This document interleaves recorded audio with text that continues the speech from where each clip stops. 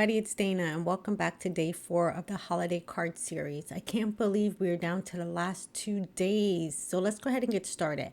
Today I'm using an Altenew Birch Forest stamp set. I love this stamp set. These are gorgeous trees and this makes such a beautiful background. Now I am going to be pulling in a masculine vibe on this with some chestnut cardstock and some copper embossing powder. These two work perfectly together and like I said, a great masculine feeling card. All right, so I'm going to bring in my Misty here, and I have cut down one of the sheets that you would use like for a Cricut. It's like the tacky repositionable sheets. I've cut one of those down to fit the inside of my Misty, and this is going to allow me to place my cardstock in the middle of this paper so I can lay down my stamp and I'll get edge to edge coverage. Now you can also do this if you just tape down the paper, but Jennifer, I saw this on Jennifer McGuire's YouTube and I thought it was brilliant, especially when we want to do things that run off the corners of our card panel. So with these larger backgrounds, I like to pull the acetate away from the cling stamp instead of the cling stamp away from the acetate. To me, it just helps with keeping the polymer from stretching. Now, since I have that off, I can go ahead and use my powder bag here. This is just baby powder or talcum powder in a little bag, and it helps to keep all of my embossing powder from sticking. I'll go ahead and put that all over, and then I can place down my stamp. So you can see how great this is, being able to have that design run off with having the paper centered in the middle of that little sticky mat. So now I can pick up the stamp, and then I know it's going to be perfectly placed where I want it on this panel. Now for this, obviously I'm doing embossing, which, wow, I've done a lot of embossing this series. I can't believe how much embossing I've done. I don't really use it a lot, but man, it was overload on this series. But it's also such a beautiful thing to add to your Christmas cards. So I went ahead and used my embossing ink, and then I'm going to bring in my new little tool, and I'm going to rub that over my Misty so I can get a good impression. So this is just a finial that goes on a stair. The little middle piece is the backer that you will put on a door, so like your doorknob doesn't hit. And the bottom piece is just a furniture mover where you like stick it underneath the legs. And I just glued all that together and put some felt on the bottom. And yeah, that's my handy dandy little tool. I believe now somebody on Etsy is selling them. If you check out the Stamp Junkie's Facebook page, I think it's in there where you can get them already pre-made. All right, so I wanted to ink that up again because my ink pad is a tad bit dry. I need to either get a refill or I need to get a new pad at this point. So I'm just making sure that I get that design very accurately done on here because there are a lot of thin lines on this. And I want to make sure that I stamp it once and I get a good impression. So I'm just kind of looking over it, and I'm going to actually switch on over to my Versamark to do one more stamping. Now, it's not the stamp issue. It's actually that my ink pad is dried. So you could have probably did this once, maybe twice, and had all the lines show up. But of course, in the middle of a video, that's when I find out that, my ink pads are still dry. Either I need to get a refill, like I said, or just get a new pad. So I'm going to do that one more time, and then I can lift that up. And now I know that I have all of those lovely detailed lines from the trees. Now I do have a card up on my Instagram where I used this same stamp in a different way. So if you want to check that out, head on over to my Instagram. The link for my Instagram is below. And remember, this is day 4. So go ahead and go back to Monday. You can see all of the cards in this series. I'm just going to make sure to put back on my sticky mat cover sheet to not end up having dust and everything all over it. Now I can come in with that copper embossing powder. And these, I'm telling y'all, this color combination is fabulous for masculine cards. I was going to do gold. I think I might have mentioned it earlier, with like having a design with brown and gold, but I thought to go with the copper, and oh my God, I'm so glad I did. So I'm just sprinkle some of it across the top, and then I'll just kind of like tilt it from side to side and tilt it down, and I'll see how much gets all over the embossing powder. I did a pretty fairly good job, but I do have a lot of thin lines in this design. So I need to make sure that I have full coverage here. So I'm just gonna go back in and just keep checking, because once I start heating this, I do not have the opportunity to re-stamp again. One, because I removed the cardstock from the back of the panel, and I probably would not be able to line it back up. So I just want to make sure that I get good coverage on this. Like I said, this is a gorgeous color combination, but you could also do this in gold. You can do it in brass. I think brass would look phenomenal. And I could even see this design on black cardstock with brass or gold embossing. Again, I'm looking for those masculine cards this year, and this background really speaks to that masculine vibe. I just need to make sure that I pour my embossing powder back into my jar, because I am known to knock things over on my desk, and we don't want all that all over the desk. Now, since I have that in, everything is filled in, I am going to grab my tweezers and just kind of hold the paper so I don't end up scorching my hands. Now, again, I always say this, make sure that gun is nice and hot before you bring it to your cardstock. That's going to keep down on the buckling. And a lot of the times too, it might have to do with your cardstock as well. Some thinner cardstocks might warp a little bit more than heavier weight cardstock. So just keep that in mind as well.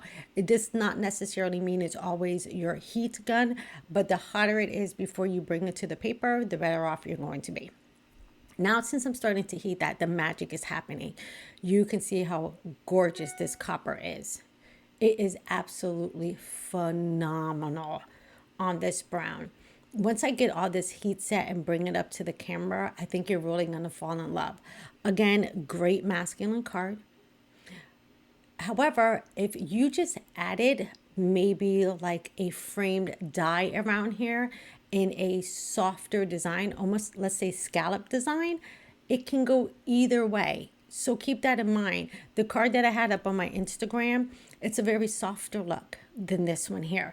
Again, once you change up your color palette, that's also going to kind of dictate if you're going to have a more masculine or more feminine feel. But don't get me wrong, I could totally give this card to one of my girlfriends and they will absolutely love it, because, I mean, look at the sparkle on the card. I mean, who does not like a little bit of sparkle? So I'm coming up to the end here of heat embossing this, and look how gorgeous this is. I'm going to turn off my gun and bring this up. And look how beautiful. I do like to kind of bend back my cardstock a little bit while it's still warm to take out any bowing or buckling that I might have. But look how gorgeous those trees are. Oh, they're just so stunning. It just makes such a gorgeous background. So really with this card, I don't have to do a lot more with this. I really just want the background to be nice, simplistic, and then I can just add a sentiment. But looking on this, I know I'm going to put it on white cardstock. So I thought, let's throw in a little bit of snowy effects. So this is Neenah Wakely, I believe it is. It's her white acrylic spray. I don't like to spray this directly on to my card panel. I like to kind of just take out the nozzle and kind of flick it on. If you do it directly from the nozzle, just know like you're going to get spurts or big splatters, maybe I want to say, compared to I'm having like the control of where I want to place this. So I stopped for a second, took a look at it and figured, no, I need a little bit more of a snowy effect here. So I'm going to go right back in. Again, I'm just tapping the nozzle on here. You can also do this with white gouache and a paintbrush off of the side of an acrylic block to get the same effect. Now I'm going to bring that up, and now I like that. It's going to pull in the white from my card base and also gives it a little bit of a snowy background without really competing too much with the simplicity of the trees itself. Love how this looks. So I'm going to set this aside and let it dry, and we're going to start working on the sentiment. The sentiment, I wanted to be big and bold. So I went and grabbed out a stamp set from Concord and Ninth, and this one's called Trim the Tree. And I'm just going to use that large "'Tis the Season" stamp because I think this is a big, bold sentiment to go with that nice, large background. Now, remember, I could put a smaller sentiment in there, but I think for my holiday cards, I want my sentiment to be bolder and not really get lost in the background. So I am going to heat emboss this. So I'm using the same chestnut cardstock, and the chestnut cardstock is from Hero Arts. And I'm going to emboss this in white. Again, I'm pulling that white from my card base, and I'm also pulling the white from the splatter that we put on there. Now I have this lined up, and I'm also back on that grid mat again.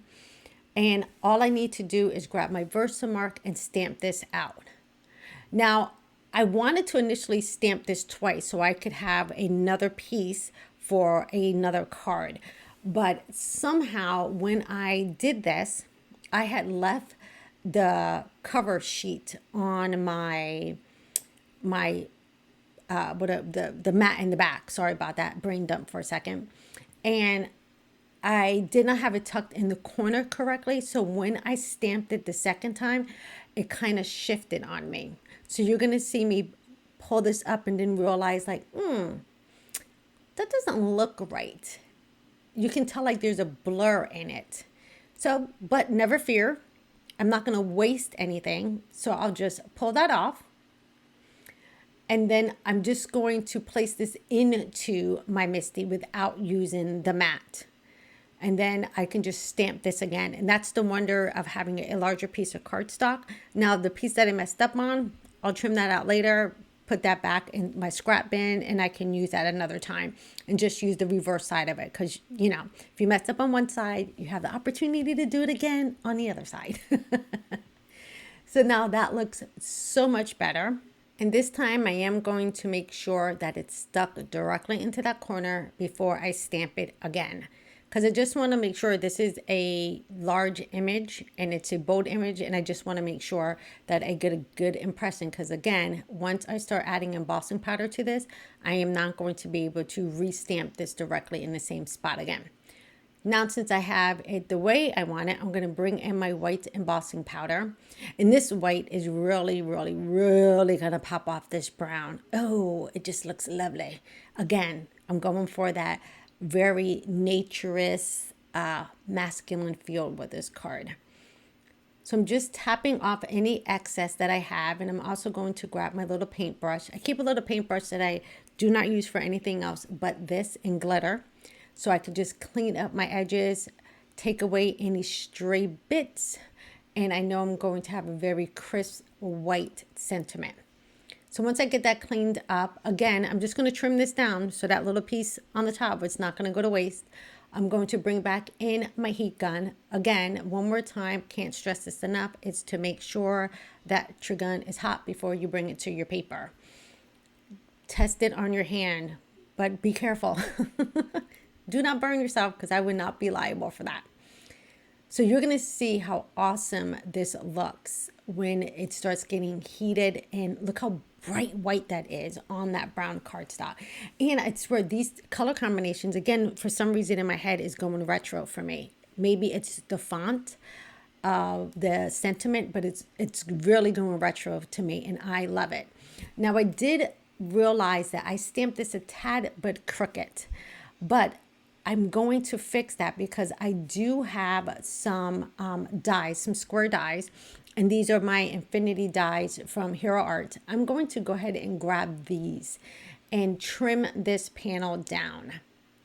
Now, at first, I'm just looking to see which one I want to use. And at first, I was going to go with the smaller one, but it was really kind of tight, really, really tight. So I figured I would go back up to the larger one. And even though this is a larger space, as soon as I figured that I wanted to use a larger die, I'm going to show you how I'm going to kind of make that look a little bit better. Now, when I do use purple tape, I like to keep it towards the outside of what I am die cutting. Excuse my head. I really need to tilt my camera so it doesn't get my big head in here all the time.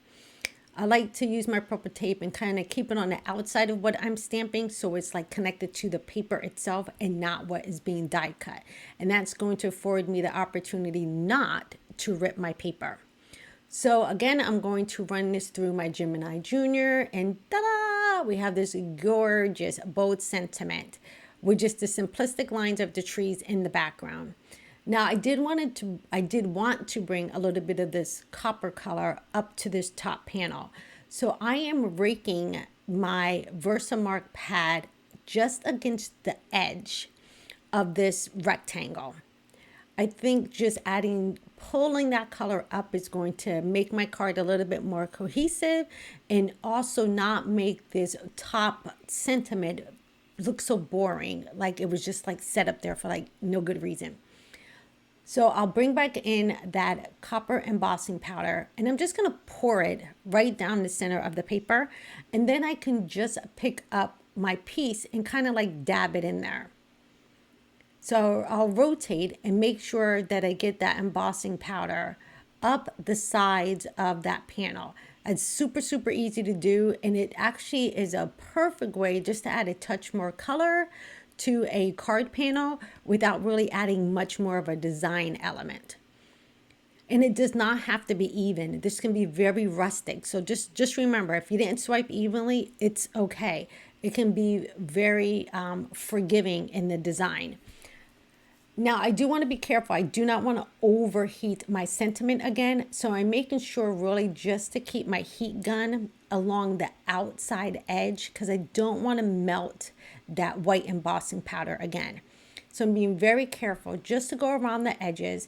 And as you can see, it does add just maybe I want to say more of a frame around your sentiment. So keep this in mind. If you have like a square or even a circle and you're feeling like, oh, I'm just not vibing with this, I need something else on this, do exactly this method, and I'm pretty sure you will not regret it. So as you can see, it gives me a nice little rustic look. And then look how now it transforms what it looks like on the panel. Actually looks like the copper is continuing with the trees. Now I do want to trim down this panel because, as I stated, I like to put most of my cards on a white card base, or sometimes maybe off-white card base. So I have my tonic, this is a 6-inch guillotine trimmer, and I'm just going to trim off about 1/4 of an inch from just two sides, and then I'll know I'll be able to put that onto a white card base. I'm going to bring in my scoreboard here, and I'm just going to reinforce the score line. Now I have these already scored card bases from Hero Arts, and they have been a lifesaver. It keeps me from having to cut down cardstock when you get lazy. And I've gone through a lot of cardstock. I've been doing a lot of card making, so these are handy just to have in your stash, where you can just grab them and go ahead and have a card base. So now, since I have that done, I have that nice white border. It's pulling in with the snowflakes. It's also pulling in with the sentiment. So everything is looking nice and cohesive. Once I attach this to the card, I am going to make sure to use a good amount of adhesive on this, because the paper did bow a little bit from the heat I was using. I just want to make sure when I send this card to my recipient, it's not going to be pulling off of the card base. And once I finish cards like this, I do try to just lay them under something heavy, just so I know that the adhesive is going to stick. I'm using my scoreboard here to help me get this panel lined up. Again, you're seeing all of my new sparkly gray hair. I call them sparklettes and not gray hairs. Once I have that done, I'm going to pop up this sentiment. I really love the boldness of this design. It's very clean and simple with a punch. For the square, or the rectangle rather, sentiment, I am going to pop that up on foam tape, and I'm not going to be stingy with the foam tape. I love these big wheels of foam tape, so anytime I see them and I can get them maybe like at a discount, I like have 5 or 6 rolls at this point. And then I also ask for them from my kids when they say, Mom, what do you want for Mother's Day or your birthday? Give me a roll of tape. They're like, okay, your wish is my command. Foam tape. You got it, Mom. All right, so I'll go ahead and pull off the backing. Now, I could just plop this back down on the card, but I do want to make sure to use some wet adhesive on this so that it does not just automatically stick. I want to have just a tad bit of wiggle room so I know that I'm lining up that rectangle exactly where I want it. So even if you do use foam tape, I would suggest just adding a little bit of glue on the back just to give yourself, you know, a second or two to make sure you have it where you want it before you press it down. So I'm just trying to line it up with some of the lines from the trees. And then once I have it where I need it to be, I can go ahead and press down. And now I know it's lined up exactly where I want it. And look how beautiful that card is. But now I feel like the snow in the background needs to come to the top of the card, if that makes sense. So instead of splattering this with the paint again, all I'm going to do is grab a number 8 Jelly Roll pen. And I'm just going to draw my own snow because, you know, snow is irregular. It's not like complete circles because, hello, we have snowflakes. So we know that snow really is not circles anyway. But I just wanted to add a little bit more weight of a snowy effect on the top of my panel. And once I have that done, this card is complete. All right, you guys, day 5 is on deck for tomorrow and the last day. Make sure to hit that subscribe button and hit the bell. I'll see you guys tomorrow. Bye-bye.